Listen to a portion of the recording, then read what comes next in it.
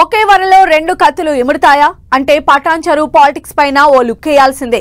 ఇక్కడ ఒకటి రెండు కాదు మూడు కత్తులు ఒకే వరలో చేరాయి. అదేనండి, ముగ్గురు రాజకీయ ప్రత్యర్థులు ఒకే గూటికి చేరారన్నమాట. ఒకరితో ఒకరు పోటీ పడి రాజకీయంగా పైచేయి సాధించాలని చూసిన ఆ ముగ్గురు నేతలు చేయి చేయి కలపడం రాజకీయంగా ఇంట్రెస్టింగే. కానీ ఆ నేతలు మనసులు కలిశాయంటారా? ఒకరంటే ఒకరికి గిట్టని నేపథ్యం ఉన్న ముగ్గురు లీడర్లు ఎలా సర్దుకుపోతున్నారు తెలుసుకోవాలనుందా? అయితే చలో పటాన్చెరు. తెలంగాణ కాంగ్రెస్ రాజకీయాల్లో వెరీ ఇంట్రెస్టింగ్ గా మారింది పటాన్చెరు నియోజకవర్గం. హైదరాబాద్ నగరానికి ఆనుకుని ఉండే పటాన్చెరు రాజకీయంగా ఎంతో ప్రాధాన్యం ఉన్న నియోజకవర్గం.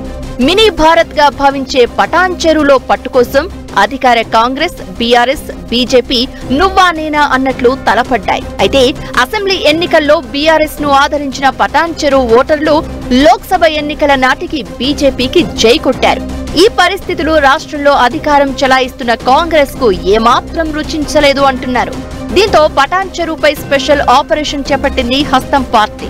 అసెంబ్లీ ఎన్నికల ముందు నుంచే పటాన్చెరుపై స్పెషల్ స్కెచ్ వేసిన నియోజకవర్గంలో స్ట్రాంగ్ గా ఉన్న బీఆర్ఎస్ మాజీ leader, sitting MLA Gudem Mahipal Reddy అడ్డు పడడం వల్ల కాంగ్రెస్ ప్లాన్స్ ఏవి వర్కౌట్ కాలేదు. దీంతో కాంగ్రెస్ తన ఎదుగుదలకు అడ్డుగా ఉన్న ఎమ్మెల్యే మహిపాల్ రెడ్డిపైనే వల వేసింది. స్థానిక ఎన్నికల్లోగా పటాన్చెరులో కాంగ్రెస్ బలోపేతమే లక్ష్యంగా పెట్టుకున్న ఆ పార్టీ అధిష్టానం బీఆర్ఎస్ ఎమ్మెల్యేను చేర్చుకోవడంలో సక్సెస్ అయింది. అయితే ఇక్కడే కొత్త చిక్కులు మొదలైనట్లు చెబుతున్నారు రాజకీయ విశ్లేషకులు. పటాన్చెరులో కాంగ్రెస్ ఆపరేషన్ ఆకర్ష్తో సిట్టింగ్ ఎమ్మెల్యే ఆ పార్టీ తీర్థం పుచ్చుకోగా, ఆయనకు రాజకీయ ప్రత్యర్థులుగా ఇన్నాళ్లు పోరాడిన ఇద్దరు నేతల పరిస్థితి ఏంటి అన్న చర్చ ప్రారంభమైంది అంటున్నారు. గత అసెంబ్లీ ఎన్నికల్లో ఎమ్మెల్యే మహిపాల్ రెడ్డికి ప్రత్యర్థిగా కాంగ్రెస్ నుంచి కాటా శ్రీనివాస్ గౌడ్ పోటీ చేశారు. ఈయన ఎప్పటి నుంచో కాంగ్రెస్ లో కొనసాగుతున్నారు. ఇప్పుడు ఎమ్మెల్యే చేరికతో ఆయన భవితవ్యం ప్రశ్నార్థకంగా మారిందనే అభిప్రాయం వ్యక్తమవుతోంది. ఇదే సమయంలో అసెంబ్లీ ఎన్నికల్లో బీఎస్పీ అభ్యర్థిగా పోటీ చేసిన నీలం మధు కూడా ప్రస్తుతం కాంగ్రెస్ లోనే ఉన్నారు. వాస్తవానికి నీలం మధు అసెంబ్లీ ఎన్నికలకు ముందే బీఆర్ఎస్ నుంచి కాంగ్రెస్ లోకి వచ్చారు. టికెట్ హామీతో ఆయన పార్టీలో చేరగా కాంగ్రెస్ ముందుగా నీలం మధుకే టికెట్ ఇచ్చింది. అయితే మధు అభ్యర్థిత్వాన్ని వ్యతిరేకిస్తూ అప్పటి కాంగ్రెస్ ఇన్ఛార్జి కాటా శ్రీనివాస్ గౌడ్ వర్గీయులు పెద్ద ఎత్తున ఆందోళనకు దిగారు. ఈయనకు మద్దతుగా రాష్ట్ర మంత్రి దామోదర రాజనరసింహ నిలవడంతో మధుకు ప్రకటించిన టికెట్ వెనక్కి తీసుకుంది కాంగ్రెస్. దీంతో కాంగ్రెస్ తనకు ద్రోహం చేసిందని బీఎస్పీ అభ్యర్థిగా పోటీ చేశారు నీలం మధు. ఇలా ముగ్గురు పోటీ పడడంతో ఓట్లు చీలి బీఆర్ఎస్ అభ్యర్థిగా పోటీ చేసిన మహిపాల్ రెడ్డి విజయం సాధించారు.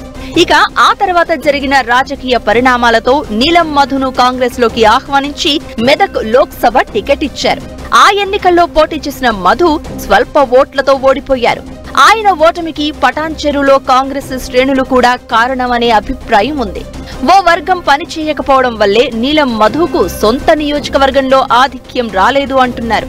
దీంతో నియోజకవర్గంలో రెండు వర్గాల మధ్య సహకారం లేకపోవడంతోనే ఓటమి చెందినట్లు గుర్తించింది కాంగ్రెస్. మరోవైపు రాష్ట్ర స్థాయి అవసరాలు, ఇతర కారణాల వల్ల ఎమ్మెల్యే మహిపాల్ రెడ్డిని చేర్చుకుంది. దీంతో ఇన్నాళ్లు రెండు వర్గాలుగా ఉన్న పటాన్చెరు కాంగ్రెస్ లో ఇప్పుడు మూడో వర్గం తయారైంది అంటున్నారు.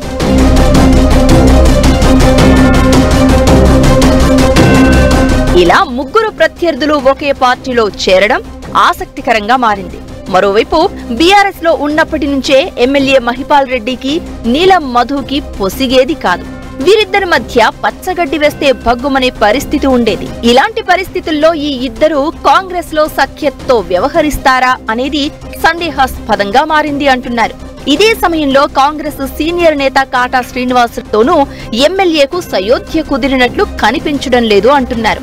ఇటీవల రైతు రుణమాఫీ కార్యక్రమంలో ఎమ్మెల్యే మహిపాల్ రెడ్డి హాజరవగా నియోజకవర్గ ఇన్ఛార్జ్ కాటా శ్రీనివాస్ గౌడ్ డుమ్మా కొట్టారు. ఇక అంతకుముందు ముఖ్యమంత్రి రేవంత్ రెడ్డి సమక్షంలో ఎమ్మెల్యే పార్టీలో చేరినప్పుడు కూడా కాటా శ్రీనివాస్ గౌడ్ వెళ్లలేదు. అయితే ఇదే సమయంలో ఇన్నాళ్లు బద్ద శత్రువులుగా వ్యవహరించిన నీలం మధు, మహిపాల్ రెడ్డి ఒకే వేదికపై కనిపించడంతో కాంగ్రెస్ శ్రేణులు కొంతవరకు ఊపిరి పీల్చుకున్నాయి. మొత్తానికి పటాన్ చెరువు కాంగ్రెస్ లో అయోమయ పరిస్థితి ఏర్పడిందనే అభిప్రాయం వ్యక్తమవుతోంది. ముగ్గురు బలమైన నేతలు పార్టీలో కొనసాగడం వల్ల పైకి అంతా ఓకే అన్నట్లు కనిపిస్తున్నా లోలోన మండుతున్న అగ్నిపర్వతంలా నేతలు రగిలిపోతున్నారనే టాక్ వినిపిస్తోంది. ఈ ముగ్గురు నేతల మధ్య అధిష్టానం ఎలా సర్దుబాటు చేస్తుందనేది ఆసక్తి రేపుతోంది.